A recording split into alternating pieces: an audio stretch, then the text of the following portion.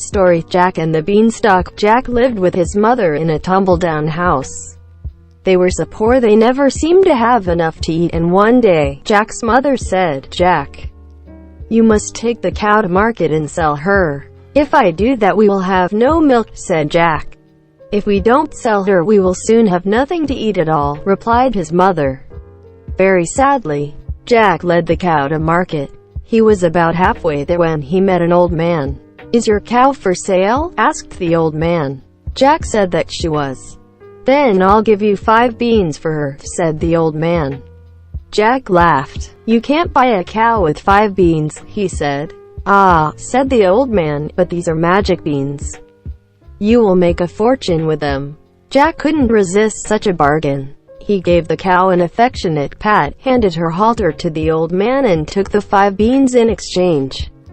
Jack's mother was furious. "We needed money to buy food," she scolded. "How could you be so stupid?" She snatched the beans from Jack's hand and tossed them out of the window. "That's what I think of your bargain," she said. Jack went sadly to bed without any supper. He supposed he had been rather silly. Jack's mother had thrown out of the window the beans Jack had been given for their cow. Next morning Jack woke up bright and early. Instead of the bright rays of sunshine which usually lay across his bedroom floor, there was a large shadow. He went to the window to see what was blocking out the sun. Growing from the ground below his window was the biggest beanstalk in the world. It reached up into the sky, and the top of it was lost among the clouds.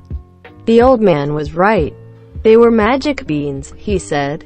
"I'm going to climb to the top and see what I can find." Jack's mother begged him not to go, but Jack had made up his mind. He climbed and climbed, up and up, and from the top of the beanstalk he stepped into another land. It was a land just like his own, except that everything in it was 3 times as big. He went to the door of the only house he could see and knocked boldly. The door was opened by a huge woman. Jack persuaded her to give him some breakfast. He had just finished eating when he heard footsteps as heavy as falling boulders, and then a voice as loud as thunder. "Fee-fi-fo-foom, I smell the blood of an Englishman." Quick as a flash, the giant woman bundled Jack into the oven. "Shush, be very quiet," she said. "That's my husband. He eats boys like you." The huge woman told her husband he was mistaken and put a bowl of porridge on the table. When he had eaten, the giant called for his hen. "Lay," he ordered, and the hen laid a golden egg. Jack, who could see through a crack in the oven door, decided to have that hen for himself. Then the giant's head began to nod.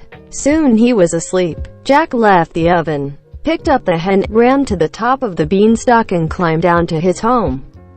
"Mother, we are going to be rich," said Jack, showing her the hen that laid golden eggs. A few days later he decided to pay another visit to the land of giants. His mother begged him not to go again, but he was determined. This time he crept secretly into the big house and hid. He watched the giant eat his breakfast. After breakfast the giant called for his magic harp. "Sing," ordered the giant, and the harp sang sweetly. The giant's head began to nod. Soon he was asleep. Jack jumped from the hiding place, snatched up the magic harp, and started to run. The giant woke up with a roar. "Fee-fi-fo-foom," he bellowed, "I smell the blood of an Englishman."